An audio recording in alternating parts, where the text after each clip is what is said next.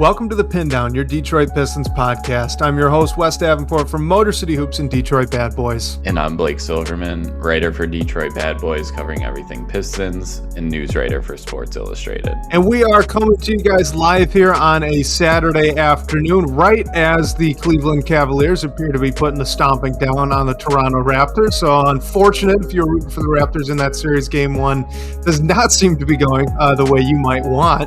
However, that's kind of the way we would expect it to go. But look, the bigger storyline here is, hey, it's playoff basketball time, right? Now it's really go time. The play-in is over. I know there's been some conversation there on, the 7-8 teams made it anyway, so, who cares? What was that all for? I disagree with that. I don't know if you want to talk about that briefly, but we can. Otherwise, let's just take a moment here to talk a little bit about what happened with the play-in and what this means here for the Detroit Pistons as they're about to start their playoff journey on Sunday. Yeah, I thought the play-in tournament was awesome. I guess the final elimination games we got on Friday night between the Hornets and Magic and Warriors and Suns weren't the best games in the world, but Tuesday and Wednesday, the first set of games were both great. The Hornets and Heat had an absolute classic, and then the Suns and Trailblazers had a good game themselves. And then we got another Steph Curry game on Wednesday night, which was awesome. And I thought the play-in was super fun. I wish Friday night's games were a little bit better. And like you said, the 7 and 8 teams went on anyway. But the Suns were the 7 seed, and they had to play an elimination game. And even if that game wasn't great, I thought it was kind of cool. We had some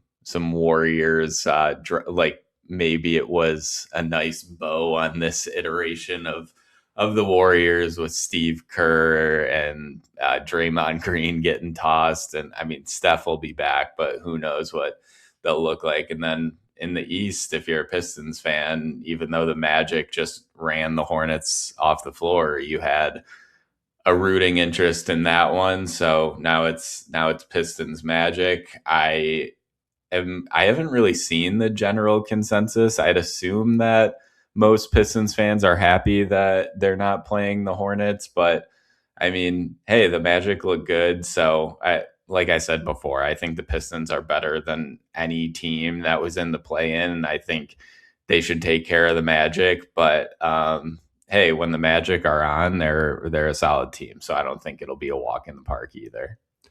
Yeah, agreed there. The only reason I think you'd maybe want the Magic, or even like the Raptors, we talked about the Raptors a couple of weeks ago. I was like, they play a similar style to Detroit. Detroit just does it better. So you wouldn't expect the Pistons to be out of their comfort zone in that series, where you would expect them to have to play out of their comfort zone, or at least have the risk of being pulled out of that comfort zone by a team like the Hornets or like the Celtics, so to speak, right? So, but anyway, like with the playoffs specifically, play-in specifically, we'll get more into the matchup here in a minute for the Pistons. But look, it's fun basketball, right? Isn't that the point? The point's not seeding stuff. I'm a fan. I'm an NBA fan. I don't care about the seeding itself. I don't care who's necessarily in 6 through 8. I just think it's fun. We get these extra games and we get to watch these teams go at it. Like you said, the Hornets Miami game, that was nuts. That fourth quarter was insane. The shot that Hero makes falling out of bounds, and then he get fouled like a play later after an incredible steal by Paul Larson. That was an incredible game to watch, and the West was the same way. I know it was a blowout there, and I see some Pistons fans in the live chat here already are kind of taking some victory laps on the Hornets a little bit there, and fair enough. You're in the right to do that when they get blown out like that, but it's just fun, man. Like, more fun basketball is a win in my book. Well, how about I thought that so the NBA creates awards for whatever they create. Like, we have an All-Star Game MVP, we have an NBA Cup MVP. I think they might need to start thinking about a play-in tournament MVP solely because of Jalen Green, what he did. I love that. Yeah, I know that Pistons fans, there's the little rivalry going with Cade Cunningham, but man, like, Jalen Green just took the play-in tournament and made it his, and Booker was in foul trouble, struggled to get it going himself. And yeah, he put up 35 points in a loss against the Blazers, but then he goes and he puts up 36 points and 8 threes against the Warriors in an elimination game and pretty much outdueled Steph Curry. So that would be something that I would push for. I mean, you're not going to get consecutive game performances like that every year, but just a thought that crossed my mind. All right, you know what? Let's talk a little bit about the Magic specifically here, because this play-in tournament for me was just really fascinating as a case study of the Orlando Magic. So we got this comment here from Sean Haddix in the live chat, says that I just watched the best version of the Magic. I hope they aren't clicking at the right time. The game before this against the 76ers, they looked bad. Like they looked out of sorts, completely disconnected. The offense was doing what the Orlando Magic offense has been prone to do all season, which was be non-existent and very stagnant and over-reliant on ISO and mid-range shots out of the likes of Paolo Banchero, which he doesn't necessarily excel at. What do you make out of that 2-game run from Orlando? Because I mean, from my perspective, right, you got one game against the Sixers where they looked really bad. I mean, for a couple of days, the national consensus was they were just going to get waxed by Charlotte. And then they come out and they play a great game, really physical game, solid defensive game. They shot the ball well against the Hornets. So, like, who are the Magic? Like, which one is it? I think that's the thing. They're kind of like a hit or miss team. And I know they've had some injury issues, and you bring in Desmond Bane and he's getting used to playing next to Paolo Banchero. But yeah, just totally different games that you get out of them. And I think the Hornets clearly didn't have the best play-in tournament. Like they didn't play their best game against the Heat. I thought the Heat did a really good job against them defensively, at least to start the game. And then Charlotte finds a way to win it. And I think Orlando sees that, and they knew a lot of this was the Hornets missing shots. But like Con Knipple was a total non-factor. LaMelo Ball was extremely inefficient. Brandon Miller was Charlotte's only source of offense for a bit against the Magic, and then they cooled him off. He just finished the game with 14 points. So, and I think the biggest thing is Paolo was making shots and playing a little bit of bully ball himself, which he did not do against the 76ers. He wasn't really able to do anything at all. There's all this conversation about whether they need to part with Jamal Mosley. Does this win and stomping over Charlotte change things a bit? I don't know, but I think he showed that he's able to make some adjustments, because, I mean, if they lose that game against the Hornets, you got to totally reassess everything. And they pretty much came in as the underdog, with everyone just talking up Charlotte and almost penciling them into the ace seed. So I think it was a good win for them. But I do think that the Pistons are just a different animal. And I think it's two physical teams. So if Orlando wants to be physical with Detroit can certainly match that and then some, which I don't think Charlotte can do as good. Like, yeah, they have Moussa Diabate, but they're just not built to be as physical as a team. So I think Orlando saw the blueprint of what they need to do, but I just don't see how it can work over a 7-game series against the Pistons. Real quick, I'm laughing a little bit. Sean Haddix in the chat said, "Much love to Winnie. I won't get into the pronunciation dispute." Yeah, so if you don't, I'm laughing because on the Pistons Pulse, it had been happening, I guess, for now about 7 weeks, but Bryce had been calling our first daughter, Wynonna, and it never really registered to me. My dad actually had to point it out. And then it happened again on the last episode, and I in the chat like, I'm so sorry, man. It's actually Winona, not Winona. And then he called me out live, and he's still giving me some crap for it. So now Sean is too. Yeah, that was funny stuff. But hey, nickname there, so Winnie already. That's the good stuff. Good, love it.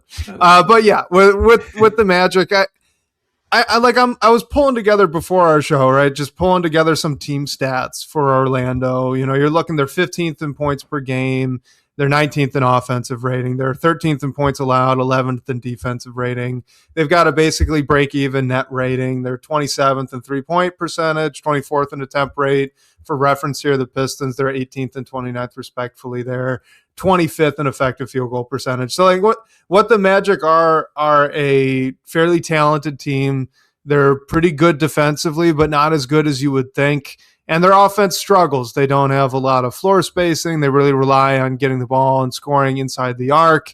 They probably, it seems to my eye, they lean a little bit more on the mid-range than maybe the Pistons do, but I don't have a number to back that up yet. I can try to find that maybe while you're going. But, it seems to, the point I'm getting at is it seems like the Magic are maybe 75, 80% of what the Pistons are. They try to play a similar style. They try to do the same sorts of things that the Pistons do.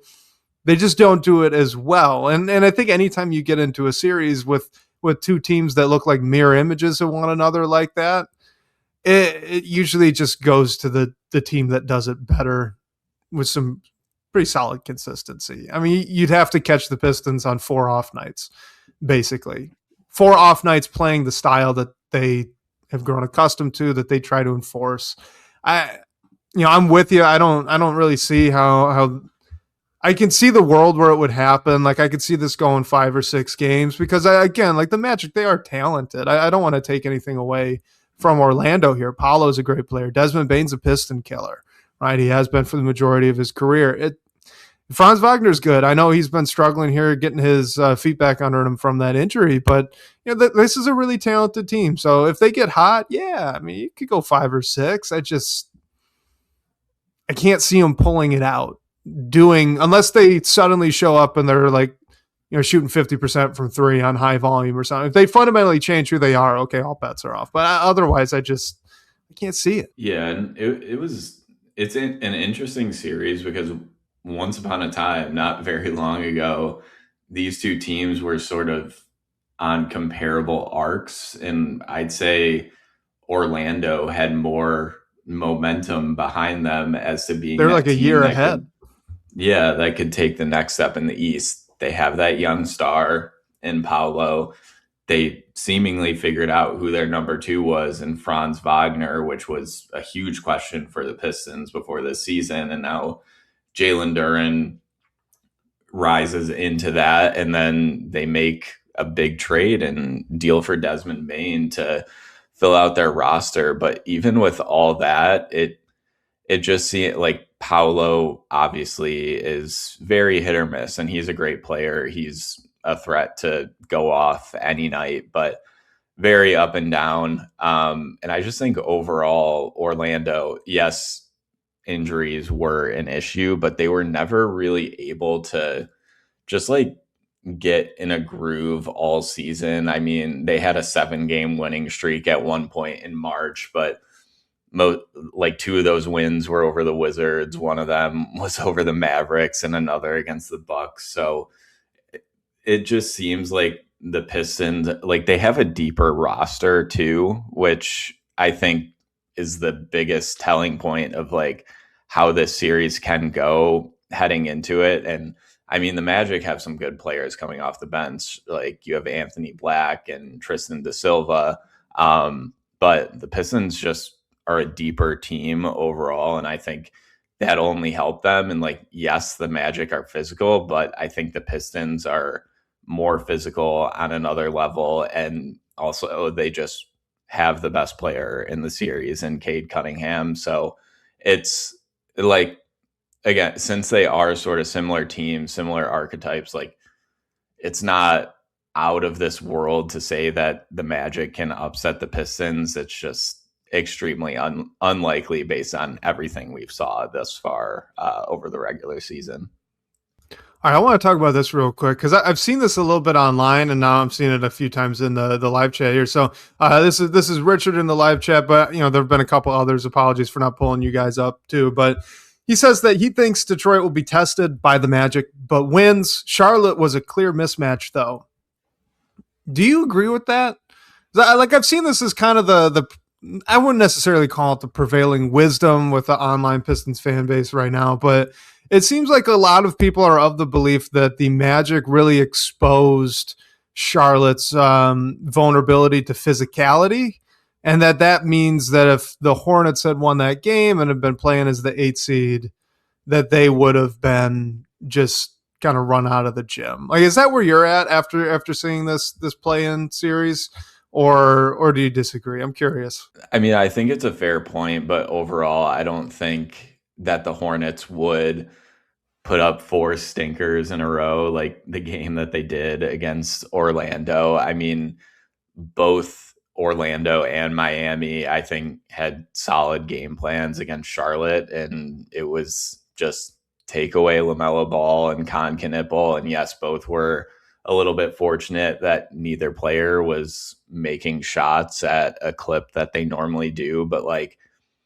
yeah, Con Knipple's a rookie. He doesn't have playoff experience, but this guy led the league in 3-pointers this season, and his teammate LaMelo Ball was number 2. So I think that's the way that they could potentially take a game, maybe 2 on the Pistons. I still think there's a huge talent gap. And hey, I'd even argue that Charlotte has a deeper roster than Orlando. Like, they've had some great contributors off the bench. And I mean, the biggest one is bringing in Kobe White at the trade deadline. He becomes the hero in that first play-in game. But you also have Ryan Kalkbrenner, another rookie. Sion James has been really good. And Grant Williams came back from injury too. So I think their roster is a little bit deeper as well. So I don't think it would necessarily be like a sweep by the Pistons. I don't think that Charlotte could take them to like 7 games or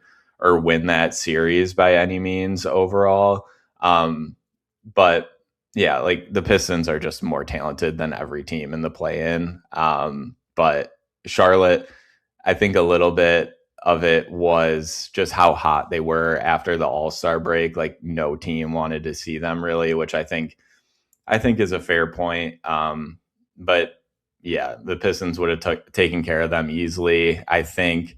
But I don't think it would have been a total walkover. All right, well, let's get back to this matchup then for the Pistons. Why don't we do a little bit of a preview here for Pistons Magic? All right, we've been talking at the high level. We got one more question that's also focused at that kind of bird's eye view. This is from Shags in the DBB comments. It says, if the Pistons can score 100 points in each game, they should have a good chance of winning the series, winning the games that they score 100 points. So first to 100 might actually mean something in this series. I've seen a lot of this as well. I think I kind of agree with it, Blake. Like, is this kind of where you're at? This is a throwback series. I mean, we're going to see 2 physical defensive first teams going and doing battle in round 1. And the first team that scores 100 or 110 is probably going to be the one to pull it out. Yeah. I think there's merit to that as well. And I mean, like you said, Orlando likes to score near the rim, go in the mid-range a little bit. They obviously have Desmond Bane. They can shoot threes too. And I mean, the Pistons are made up similarly. They like to score in the paint.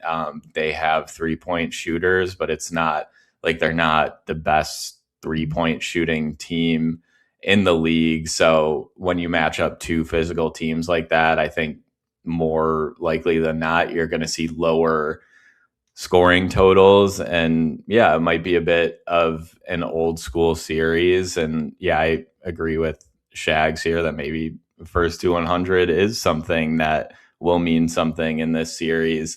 But that said, I do think both teams possess guys who can really go off for 30, 35 points in any given night. Orlando with Paolo and Desmond Bane, and maybe even Franz, even though he's struggling a bit, and Detroit with Cade and even Duran. So you never know. But it's certainly, like, on paper and just going into it, you certainly have to think it's a physical series where defense is is going to win out. And the good news is I think Detroit has the upper hand here, but Orlando won't make that easy. Yeah, I agree. And when we're talking about defense, I did find one really interesting stat on Basketball Reference. So we know that the Pistons are the most foul happy team in the league, right? So they foul guys a lot. They also get fouled quite a bit. So the Pistons are up there on that. But Basketball Reference had an interesting team statistic. It was the free throw attempt to shot attempt ratio. So how many free throws per regular shot do you take as a team? And the Magic were actually first in that. So maybe there's a weakness there, right? If you're Orlando and you're trying to game plan against Detroit, maybe you're looking at that and thinking, hey, if we can bait them into some more fouls, you can slow the game down even more, muck it up even more. Maybe that's a way you could get an advantage. Because I'm with you. Like, the Magic have a lot of talent. They do. Other than Paolo and Bane, though, who's really scaring you offensively? To the point where you're like debating whether or not you need to switch Asar Thompson out there. Like Asar Thompson's probably going to match up with Desmond Bane, and you're probably going to get Tobias on Paolo Banchero. And then the rest is you're kind of just fine. You're okay. I know Anthony Black had a hot stretch in there. Wendell Carter Jr. can kind of shoot. I'd really like Jalen Suggs. I can't say much about him offensively. It's like, I just don't know if they've got the horses to even keep up with Detroit's offense, which is admittedly not, amazing, not the best in the league by any stretch. So maybe that the foul thing, maybe that's their way to muck it up even more and keep things under 100, like Shags was saying here. Yeah, and I think another thing to keep in mind is, I think Jamal Mosley did a great job against the Hornets, but I think the Pistons do have the better coach as well. And I know we talked about last week about JB and whether he's willing to adjust in the playoffs, but we haven't seen that yet this season. So willing to give him the benefit of the doubt there. But I think he's just done a fantastic job really since he got here. Whereas it's more of a rocky road in Orlando, not all to Jamal Mosley's fault, but I think the Pistons might even have the upper hand, like adjustment wise and changing things up and like mucking things up themselves, just based on how things have been going in Orlando over the season. So I just looked this up too, because I was curious, somewhat related, but mid-range shots. We made a comment about this earlier. The Orlando Magic, the percent of field goals by distance. This is from Basketball Reference. They shoot the 18th most short mid-range shots, so 10 to 16 feet. The Pistons are 22nd. And then if we are looking at long two-pointers, so 16 feet to three-point range, the Pistons are 9th, so they actually do shoot quite a bit, and the Magic are all the way down in 22nd. So I was wrong on the long twos, right on that short mid-range distance. So you're thinking elbow pull-ups and right around that free throw line if you drew the arc around there. So that is interesting for a team that relies so much on getting all the way to the rim. So the Pistons here now. I'm just pulling up Basketball Reference. This is terrible podcasting, Blake. You could cut me off at any time. But 3 to 10 feet. Pistons are first in the rate coming from the 3 to 10 feet range. Orlando Magic 7th. Pistons are 7th for at the rim. Orlando Magic 10th. So really, they shoot very similar rates. Percentage of their shots coming from at the front of the rim. Short, like just away from the rim, so 3 to 10 feet. But the Magic shoot a bunch more of those elbow jumpers, and the Pistons shoot a little bit more of the long twos. And when it comes to three-point rate, the Magic are above them. I know that. The Magic are at, where are we at? 24th. Pistons are 29th. So interesting. Yeah, and I think Sean brings up a good point here about like Tobias matching up with Paolo, and Paolo can shoot threes. He's not the greatest three-point shooter in the world, but I honestly would actually be a little more worried about like Desmond Bain, and that's not a secret because he's killed the Pistons at numerous times over his career. And even Wendell Carter Jr., like we've seen Jalen Duren struggle with bigs who can shoot the ball for sure. So I mean, yeah, Paolo is a threat to go off any night. He did so against the Hornets, but in their first play-in game against the Sixers, he couldn't really do nothing. So I think the Pistons might be able to neutralize Paolo and be like, okay, let everyone else beat us. But the plan might be, let's neutralize Bane and let everyone else beat us. So I think we're probably going to talk about like defensive matchups a bit more. But I think overall the Pistons do match up pretty well. I think the biggest outlier maybe is like Duren on Carter if Carter's making his shots that night. You know what, let's stick with the matchups here for a second. So we've got Sean Haddix, as you just brought up, but we've also got Piper in the live chat talking about the same kind of idea. Put Tobias Harris on Paolo Banchero, and then also mentioning Asar Thompson on Desmond Bain. Well, we got a question about that. It's from Detroit DK in the DBB comments. Says, wonder who the matchups are going to be. So, I mean, let's just go starting lineup to starting lineup, right? The Magic are likely to be starting off the game one here with Desmond Bain, Jalen Suggs, Franz Wagner, Paolo Banchero, and Wendell Carter Jr. You assume the Pistons will do their regular matchup or starting lineup as well. So you got Cade, Robinson, Asar Thompson, Tobias Harris, and Jalen Duren. How are you matching those guys up against the Magic starting lineup, and why? Yeah. I mean, I think like we've alluded to a bit, I think it will be Tobias on Paolo and Asar on Bain, and then Duren on Wendell Carter. So that really leaves the question as, does Cade take Suggs or Franz, and who does Duncan Robinson take? I mean, I think positionally, you're probably just going to keep Cade on Suggs and switch things around if like Franz is able to get it going with Duncan on him, because that's obviously the biggest hole that you have there. So I think those two matchups you could honestly switch around a little bit, because like you said, Suggs isn't the greatest offensive threat in the world. So maybe you just throw Duncan on him and let Cade do his thing on Franz. But I could also see just wanting to give Cade not the least impactful defensive assignment, just because of everything he has to do on offense as well. So that's how I draw it up, at least. I mean, JB might disagree and switch around Cade and Duncan, but I think overall that's like logically how it works together. And then you can obviously switch things up depending on those holes back there. Yeah, I was going to lean the exact same way. So, and that's just because, when you look at Desmond Bain, is he even their leading scorer? He's not. He's not their leading scorer. Paolo Banchero is. Paolo's averaging 22.2 points per game. Desmond Bain is averaging 20.1. Hey, also really quick, just noticed on Basketball Reference, shout out to Desmond Bain, man. Played all 82 games. Good for him. But anyway, so he's their most efficient scorer, which makes me the most nervous. It's not necessarily that he's been a Piston killer.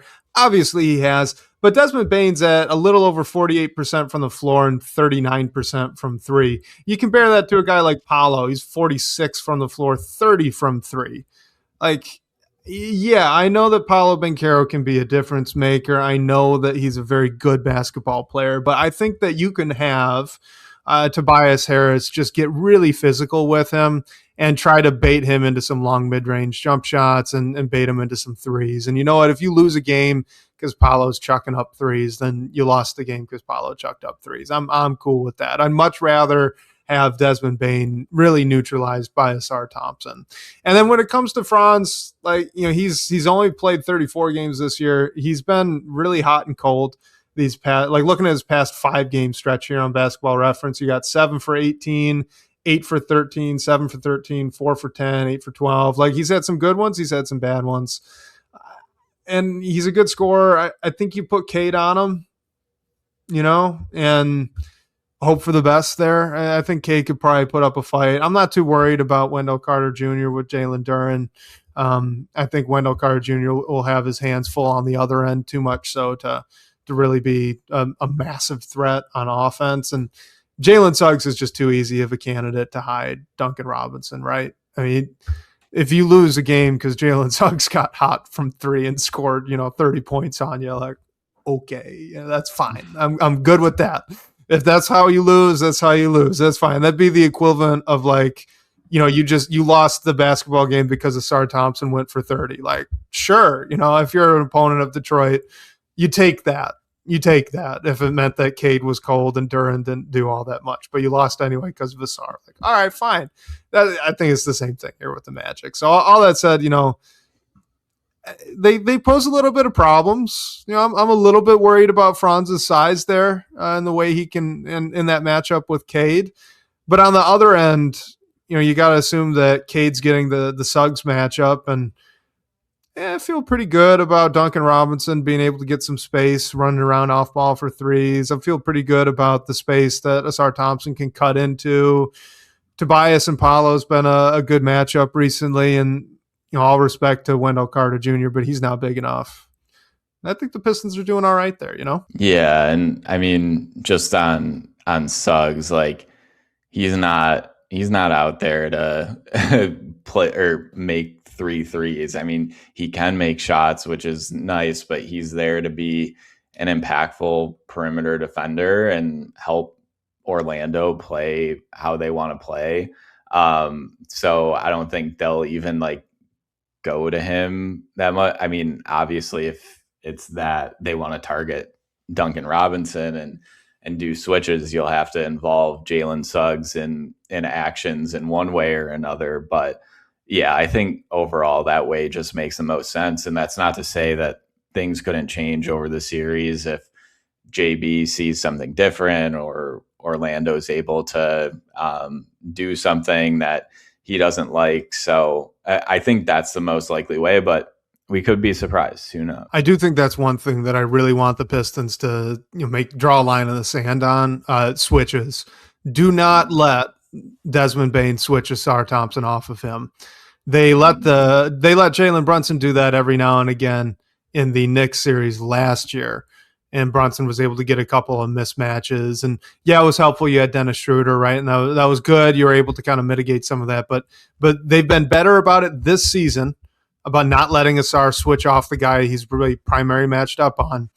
And they need to be good about it here, because if you let Desmond Bane ISO on Duncan Robinson, not even an ISO, if there's any point in time where Desmond Bane has a live dribble and Duncan Robinson's in front of him, you're worried. You got to be worried about that. And I think that's what they are going to want to do. That's probably Jamal Mosley's instinct here.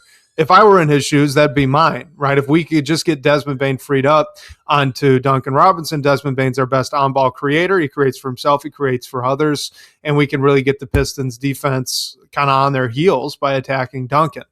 And I'm not going to be able to really do that with Jalen Suggs. Like I know my guys that much. So that's what I would try to do first. If the Pistons can force him to go away from that, I think that's where you really start to see the Pistons defense really constrain there on the Magic. Because if you're the Magic and you got to start relying on Paolo Banchero trying to create his own offense against a physical defender, that's going to result in far more mid-range jumpers, far more three-pointers than you'd like to see as a Magic fan.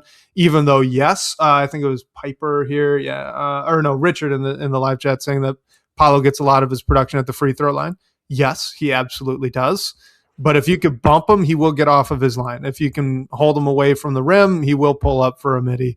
And I think that's a win anytime you can get that. So you start to run into that territory. And I think their offense has a tendency to grind to a halt when you take Desmond Bane away. So do it. Do not let Asar Thompson get switched off. Don't let them screen him away. Stick him to Desmond Bane like glue. And I think that's your key to not an easy, but a relatively short series.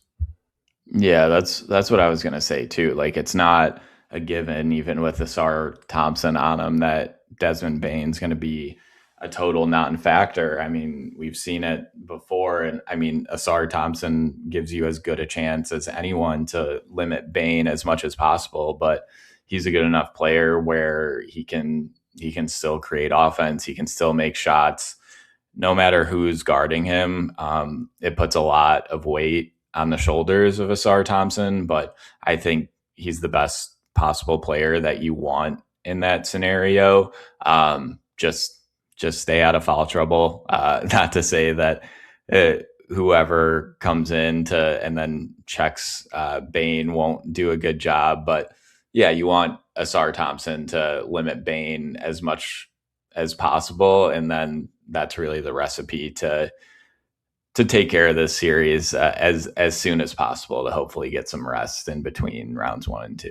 All right, let's go back to the Orlando versus the Magic thing one last time and just kind of make this explicit. We kind of hit on it earlier, but let's bring it up anyway. So this was McGonigal fan club, presumably a Tigers Shout fan out to Kevin there. McGonigal, Yeah, shout out to Kevin McGonigal. Yeah, but saying Orlando will give the Pistons a tougher series than Charlotte would have. The Hornets got a lot of love, but their style of basketball is not conducive to playoff success.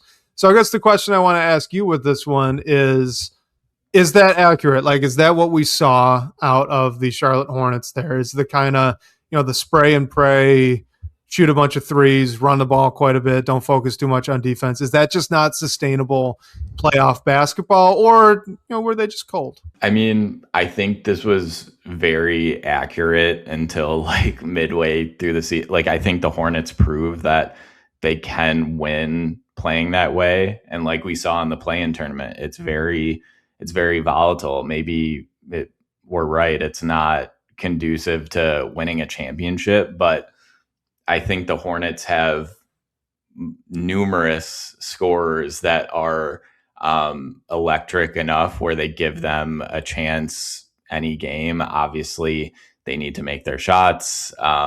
Teams can game plan around it. Like I think we saw both Miami and Orlando do. I think it'll be a really interesting offseason in Charlotte. I mean, I don't think we will see any crazy shakeups, but yeah, maybe they do adjust things a bit to play more like the rest of the teams and not like live and die by the three. But at the same time, like you have the best 2 3-point shooters in the league, and yes, LaMelo takes a lot of them, and maybe he's not efficient all the times, but you have Brandon Miller too, who's a good shooter and overall scorer himself, and Miles Bridges as well. So I think that they prove they can win that way. It's just a question of if they can win a playoff series that way and how far they could go, because they probably need to make some adjustments around the edges, but I think their core will stay intact. I mean, now that I said that, they'll probably trade LaMelo, but I'd be pretty surprised if they do. All I will say with the Charlotte Hornets is I don't know if it's necessarily their style that's problematic. I will continue to have questions about the way LaMelo Ball plays until that is proven incorrect. The shot selection that he has, the inability, or not, it's not inability because he's plenty talented, unwillingness to get to the rim and finish around the basket and play physical. I think that you can win a series. You could go and have a successful team with a run and gun style. I think you absolutely can do that in the modern NBA. I just don't know if you can do that when your point guard, when the guy that whole system's based around, will just every now and then chuck up a 3-pointer that's 5 feet behind the 3-point line with 18 seconds still on the shot clock in a close game with 40 seconds to go. It's not a good shot. There's a process problem that I have with the way that he plays, and if that's ever, if he wins like that and continues to, I'll happily say I was wrong about it. But until that happens, then I'll just continue to point to it every now and then. I just don't think that player has a winning shot selection is I guess the way I would put that. But I don't know if it's necessarily a stylistic problem for the team. More so if you could just rein him in a little bit, right? And if you can kind of coach him up in that way, maybe you'd be really, really good. Let's do this one next. This is from Gregory Wagner in the DBB comments asking us about All-NBA third team. And Blake, I don't know if you saw this or not already, but Brady Fredrickson for DBB, he did send around a All NBA and just NBA awards poll that he was putting together for all of Detroit Bad Boys riders. So I kind of thought it'd be fun to preview that based off of this question. And you guys, if you are listening to this, hopefully Brady's article is already out by then. If not, watch for it. I'm sure it's going to be good. I'm really looking forward to see what the rest of the staff at DBB thought with all of this as well. But why don't we, we can kind of go through who both of us had for all of these awards if you want. I mean, we could do all NBA first through third team, all defense first and second, MVP, rookie of the year, most improved player, coach of the year. Just presumably we both have all of those thrown out there now because of that article that's forthcoming. Yeah, I mean, I'm down to start with all NBA. I mean, I think that it was an odd season overall because, or I guess odd way into the award season with Luka Doncic and Cade Cunningham filing their grievances and getting those approved, which is great for both those players. I think that was well deserved, and it should be the case. And we've already talked about the rules a lot, but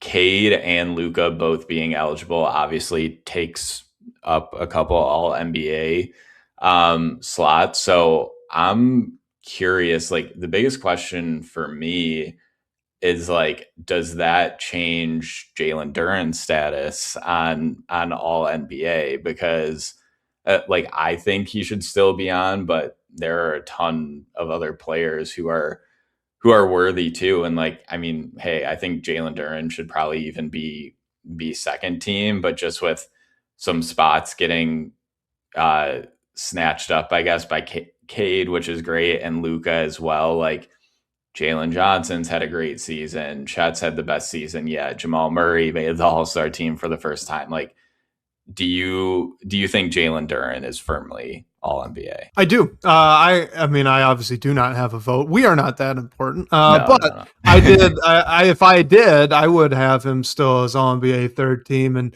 this is going to be unpopular, but I'm feeling it. So I'm going to say it anyway. And I'm just going to hope that this gets buried in a podcast that we're talking about playoff preview. And hey, I did still put Cade on all NBA first team in this poll that we're doing for DBB. But what is the point of this 65 game rule if you don't uphold it for the star players? Like I'm happy that Cade's going to get his awards. I don't get it. It's the 65 game suggestion now.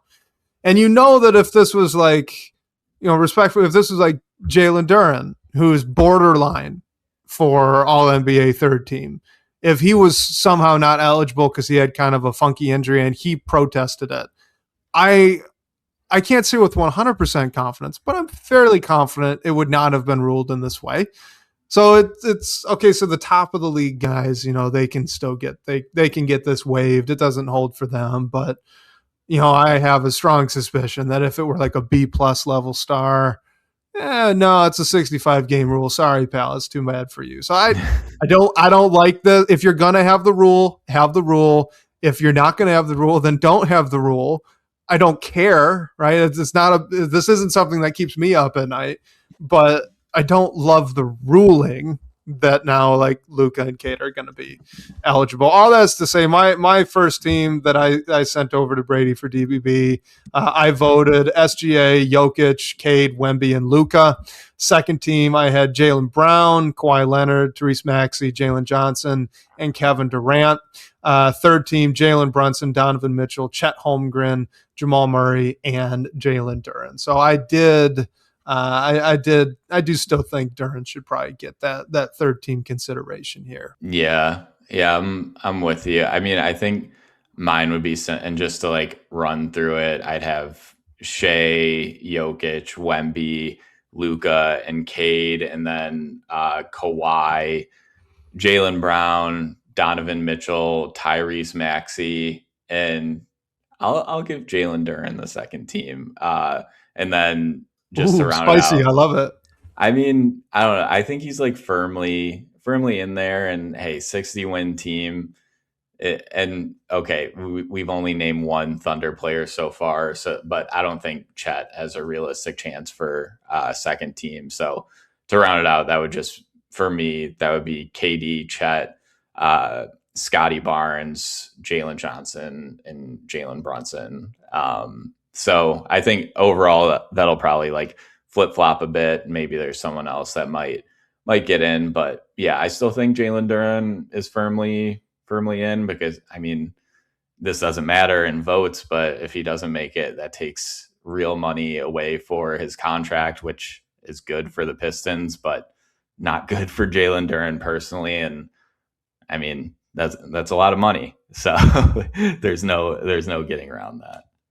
Here's my 2 second pitch for Jalen Duren. If the Pistons won 60 games and they did not have any other player capable of being nearly a top 15 guy, and because of injuries and everything, we'll just call this a top 25 player. So if it's Cade and a bunch of like, top 50 guys, but not top 25 guys, then Cade Cunningham needs to be MVP. Cade Cunningham surely will not be MVP. As such, clearly Jalen Duren must be talented and good enough to be one of the top 25 best NBA players in the season this year, which means he should absolutely be getting consideration for all NBA third team with all the injuries that have been taking place this season. So there's my pitch for JD. I think you'd have, if you don't get him that, then why is Cade not a stronger MVP candidate? That'd be insane if he's really the only guy in this team won 60 games. He's not. Jalen Duren's really good. Let's talk defense. All NBA defense, first team and second team. Can we do the first team first, though? First team first. Asar's on it, right? I've been seeing this a lot. Yeah. Like I've been looking at other voters. Asar's not on All NBA first team. What? No, I think he definitely should be. I mean, like obviously Wemby's on there, like Chet and Rudy Gobert are probably on there as well. But I mean, I'd put Asar right. Like it might be Wemby Asar for me. And I think like Dyson Daniels might even have a conversation on that first team, but I think he'll be second team. I think it would be kind of crazy if Asar doesn't get first team. Okay, good. I agree completely. I mean, like, I don't quite understand this idea that big men exclusively hold the right of being most important defensive players. I get that a lot Mm-hmm. of times that the game is funneled to your center, but that doesn't mean that every center who's a good defender is the most impactful. So the ballot that I put together, I had Wemby, Chet, and Bam Adebayo. Those were my bigs that were on first team, and I think that that's fully. I mean, those guys are clearly amazing defenders. I love Bam's switchability too. That gave him a little bit of an edge over a guy like Rudy Gobert to me, who I think is pretty just traditionally a big rim protecting center. But then Asar Thompson and Derek White out of Boston. Those those guys to me were just so good onto the perimeter defensively. You had to give it to them.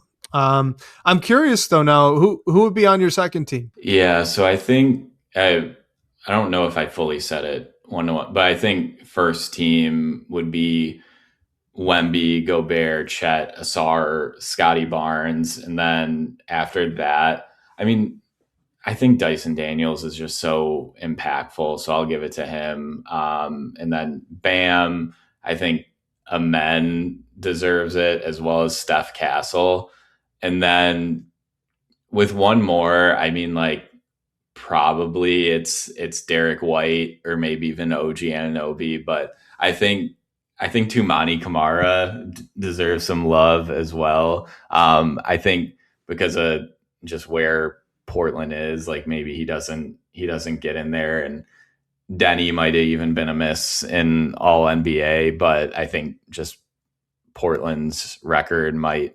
mess with that a little bit. So yeah, I think it would be Bam, Amen, Steph Castle, Dyson Daniels, and Derek White for me. And that was for second team. Yeah. Yeah, I had Scotty on second team, Scotty Barnes with Gobert, Casey Wallace, Dyson Daniels, and OG Anunoby. So OG instead of Steph Castle, he was kind of like my first one out. But yeah, I Mhm. like it. All right, let's do the spicy one. MVP. Who's your top three? Oh man. I mean, the Cade conversation is so tough because like I think I think he should be an MVP candidate, but Wemby's been so good. Like I'm not sure, just because of the injury. Honestly, like Cade's out of my top three. I don't want to say it, but yeah. So I think I would vote. I would vote for Jokic. Like I would have last year. I just think what he does is on another planet. And I know Shea is as well. He's the best scorer. He's the best shot maker in the league. But I just think Jokic is the best player in the world. And yeah, the Nuggets are the 3 seed. But if it weren't for him, where would they be? So it would be Jokic, Shea, and then Wemby for me. I did still have Cade as the third for it. Love I it.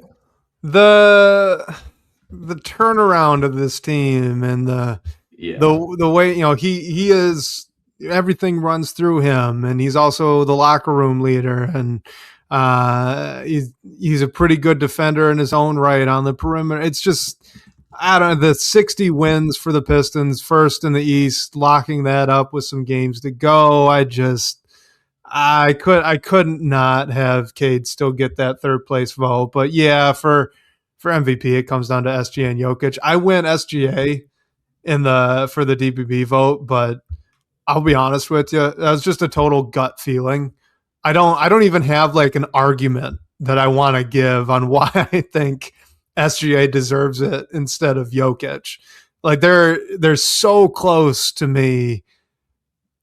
I feel like SGA and the Thunder, what they've done this year is so impressive, and he's dominant in such a unique way. And sometimes it doesn't even feel like he's going full speed, but then you look up and he just breaks Wilt's record for 20-point games in a row. Like Mhm. it's there. I mean, again, both of them are unbelievable players, incredible to watch. I guess SGA by a hair is kind of what I thought. I'm just not confident in it at all.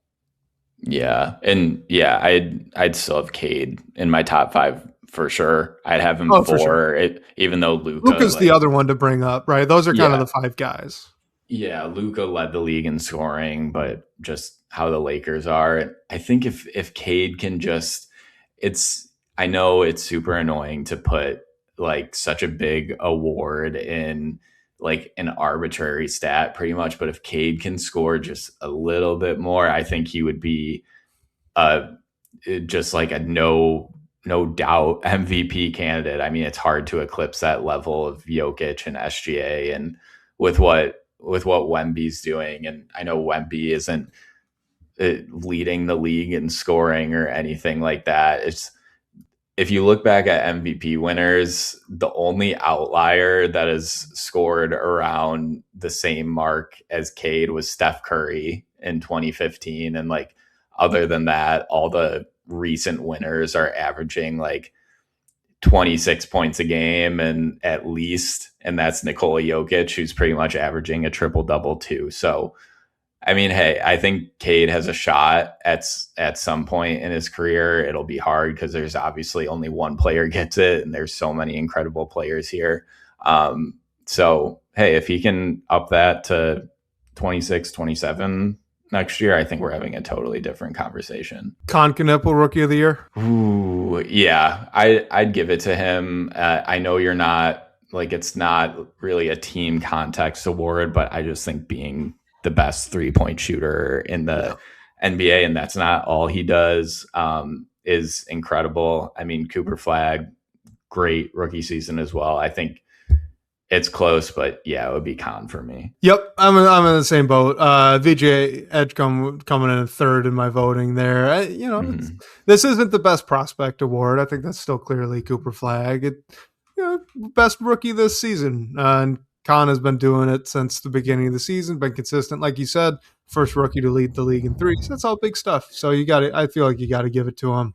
Yeah, and just to cover Richard's Oh question really no, quick yeah, they here don't. Go on ahead. if voters, MVP awards voters factor in the play-in, they're not supposed to.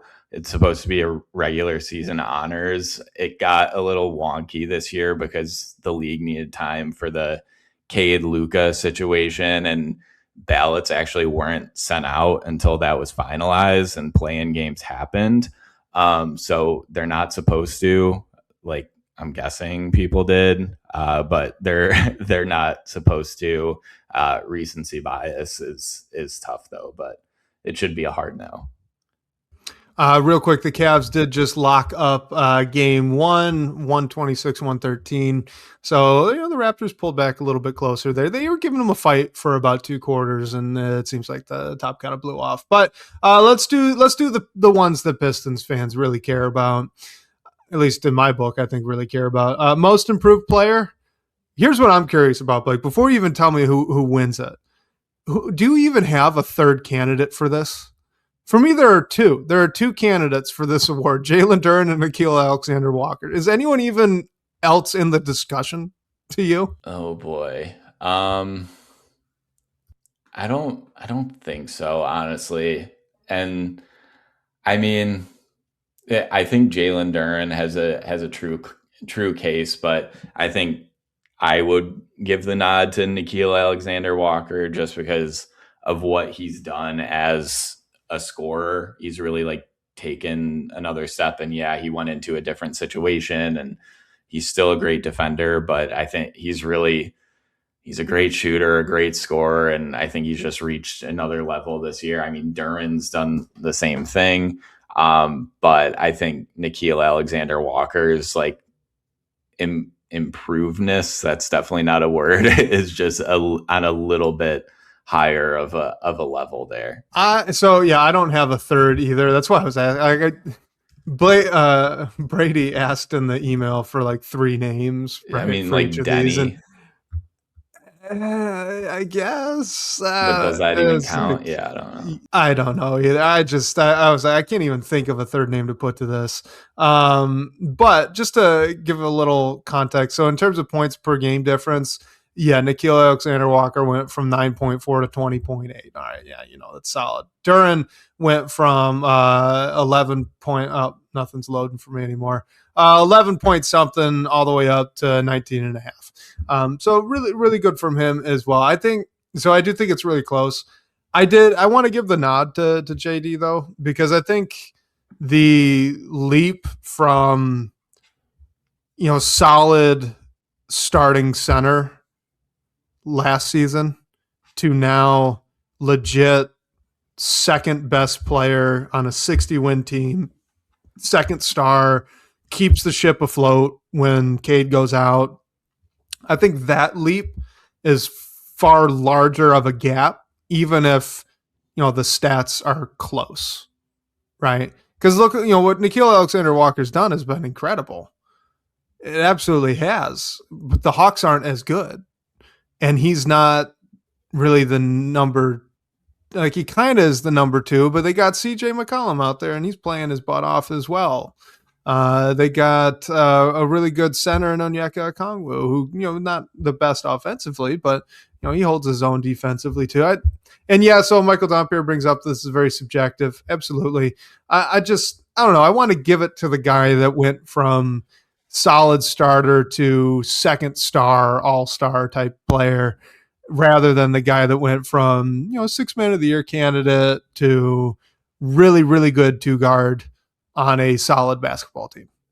That's my pitch. No, that's fair. And yeah, I think they're both worthy candidates, honestly. And yeah, like Michael said, it's definitely a subjective award. I would love if the NBA released like strict definitions that people need to adhere to, but it's tough because maybe there's not even really a definition there. Obviously, I think Duren is a well-worthy candidate. I think Nickeil Alexander-Walker's had a great season, and yeah, the other names are probably Denny and Jalen Johnson, like Richard mentioned, but they started their leap last season, like he said. So Yeah, I think those are the two. And yeah, we'll see how it goes. I'm hoping for JD. That would be an awesome, awesome honor. Coach of the year? So I would definitely vote for JB. Same. Yeah. I mean, I know the Pistons improved last season, and it's not a 2-year award, but just taking this franchise from what it was 2 seasons ago to making the playoffs last year to clinching the 1 seed in the East this year. I mean, I think that's incredible. And I mean, yeah, if that's not the coach of the year, I don't know what it is. I know the other big name is Joe Mazzulla, and I think he's done an incredible job his whole tenure, especially this year without Jason Tatum and people thinking it's kind of a leap year, forget about it kind of thing. And they find themselves as the number 2 seed. I think he's done a heck of a job and he's probably going to win the award, honestly. But I think if I had a vote, I would vote for JB. Yeah, I would too. I think there's a lot of revisionist history going on right now about people thought the Pistons would be good. No, the general consensus was that Detroit was going to take a step back from the 44 wins that they had last season, not take a step forward. The East got tougher, and the Pistons didn't get all that much better. That was the idea to come starting the year out. So to go from that being your national perspective to the team that locked up the number 1 seed in the Eastern Conference, won 60 games, and by the way, locked up that number 1 seed with some room to go in the season and outplayed that Celtics team that we think we're maybe giving the coach of the year for. I don't even. Joe Mazzulla, like you said, great coach. I do not see the argument there. I'm interested though. Do you think Quinn Snyder needs a little bit of love with this one? I did. I do. With what they've done with the Hawks there the second half of this season after trading away what was thought to be their superstar player who, yeah, I mean, earlier in the year he had been hurt in and out of the lineup, wasn't really helpful when he was around. I get it.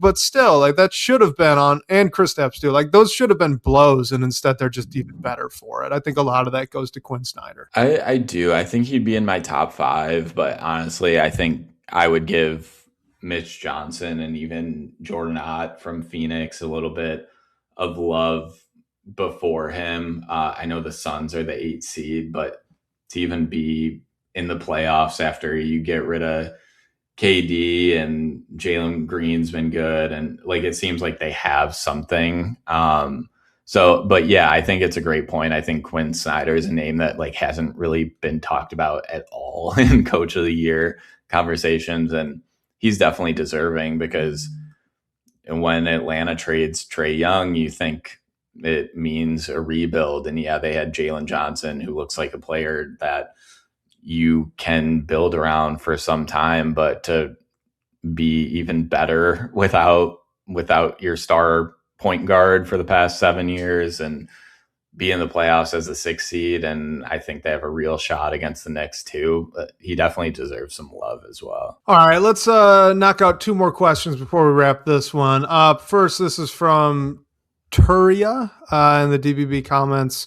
Says, will a non-top 3 seed make the finals? And if so, who would be your pick? I mean, I think just to go back, like I think the only team that really has a shot is the team we were just talking about in Atlanta. Obviously, that would mean the Pistons wouldn't make the finals. So hopefully that's not the case. And Atlanta would have to beat the Knicks in the first round. Then they would likely have to beat the Celtics. So I don't think it's an easy path, but they've been one of the best teams in the NBA.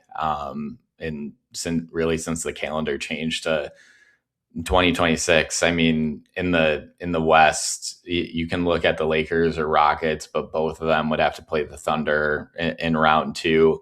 So I think the candidate there is maybe the Wolves, but I don't realistically see them with a shot to make it to the finals, getting past Denver, getting past San Antonio, and then probably Oklahoma City. Like, I just don't see that happening. So I think it would have to be a team in the East.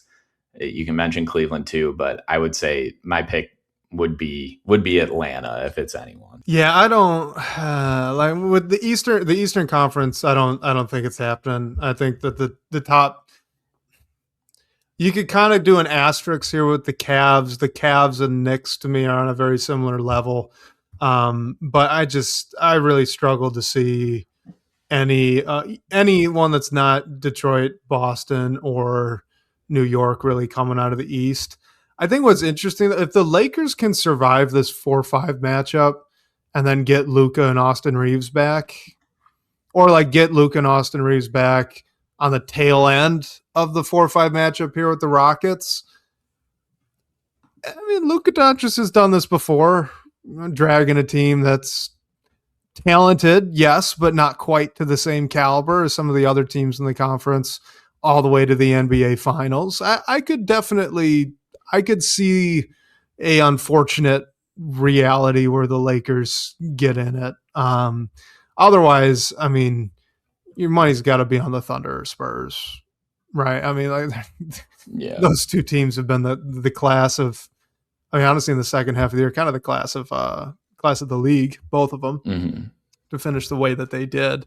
So, yeah, I'd say, I don't know. Would you say unlikely, or I don't know? Is there a coin flip chance? I guess. No, I don't think it's very likely. I think it's less than a coin flip. Especially when you take in, I don't think it's happening in the West. Like I would give that honestly like a 90% chance that it's not happening in the West. And like that could even be a team lower than 2. The Nuggets still have a shot, but yeah, I mean, the Hawks are good. Who knows what Cleveland can do? They have a great backcourt, good front court. But I do think it would be one of the Pistons, Celtics, or Knicks coming out of the East as well. So I think it would be a little less than a coin flip. Can I just say though, for the perspective of Detroit Pistons history, how wild would it be if the Pistons get to the Eastern Conference Finals and play the Celtics, pull out a win, and then face the Lakers? Oh man, in the finals, right? I mean, like that would be. Well, I'm not saying, I'm not predicting that. I'm not even predicting that the Pistons would win the series against the Celtics. So don't go think of that. That's what I'm saying. I'm just saying in terms of basketball's poetry, things seem to happen again. That'd be one of those examples. That'd be wild if that actually took place. Let's end on this one, Blake. We promised Dream Scraper 00 of the DBB comments that we would hit this question this week. So let's end the show on it. Let's give them the kind of the top of the list. Asked this year. This is looking ahead, but before we get into playoff basketball, who do we re-sign next year? And I'll give you the list of either extension eligible players or players that are about to be free agents for the Pistons. You got Tobias Harris, Kevin Huerter, Javonte Green, Jalen Duren, Asar Thompson, Isaiah Stewart, and Marcus Sasser. And again, that's either free agents or extension eligible. So who is getting a new contract, do you think? I mean, I think the near locks are like Duren and Stu. And I mean, I think Asar is almost a lock. Who knows what it would be? Maybe he takes a pass similar to Duren, but I would doubt it. I think Asar is getting an extension this offseason.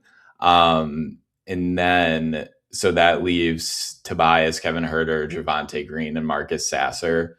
I mean, of those 4 players, top of my list is Tobias Harris.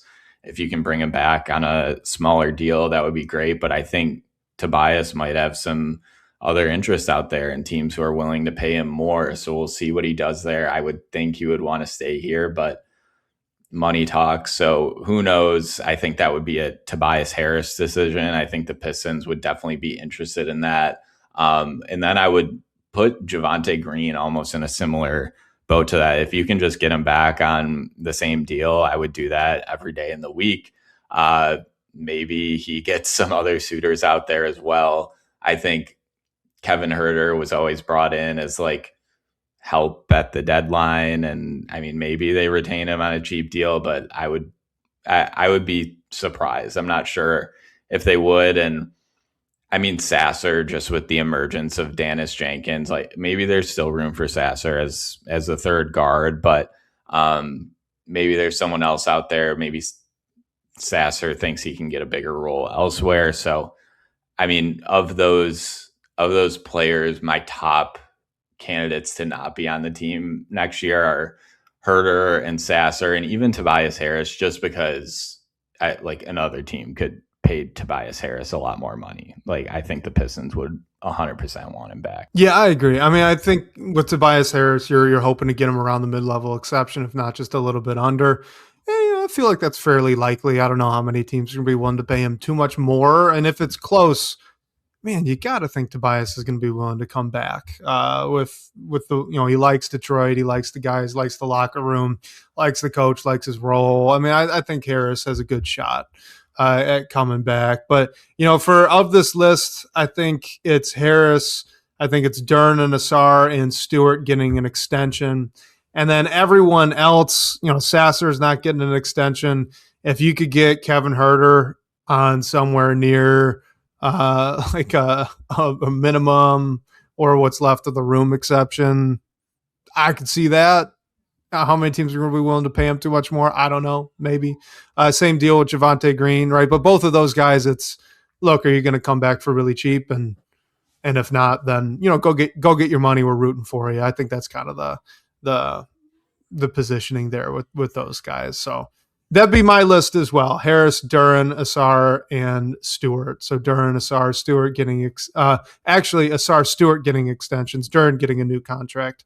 Harris getting a new contract. I keep forgetting that Jalen Duren is technically not extension at this point. This is just a brand new contract. I keep slipping on that. Oh no, that's a confusing one. So yeah, he's gonna get his payday. We'll see how much it is based on all NBA and stuff. And Michael Dompier, just to answer that question about Sasser, there is a club option that the team can pick up next season for him. So if they don't want that money on their books, and I'm assuming they don't because it's above $5 million, it jumps up quite a bit next season.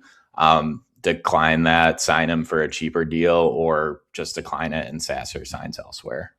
So we'll see what shakes out there. And also there could be trades. Who knows what'll happen over the off season, but cool. We will wrap it up there. The Pistons real quick, Blake. Oh yeah, go ahead. Prediction. First two games. Oh, first two games. 2-0, 1-1, 0-2. What do you got? I think it's 2-0 Pistons. I don't think Orlando will steal one in Detroit. How about you? I want to go 2-0. I'm going to go 2-0. I'm going to stick with it. We'll be consistent 1-1 on this show. I did. You know me well. I did want to say 1-1. You know what? I'm going to say the Pistons haven't won a playoff home game in quite some time. The players know that, and they're going to go snag both of these. Ultimately, I'm picking Pistons in 5.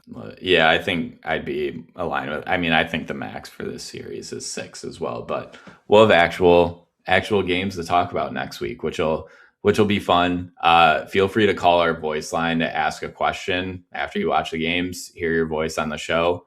The number for that is 313-355-2717. And special thanks to our guy, Sean Corp, the managing editor of Detroit Bad Boys, for supporting the show. And shout out to you guys for all the great questions and talking points tonight.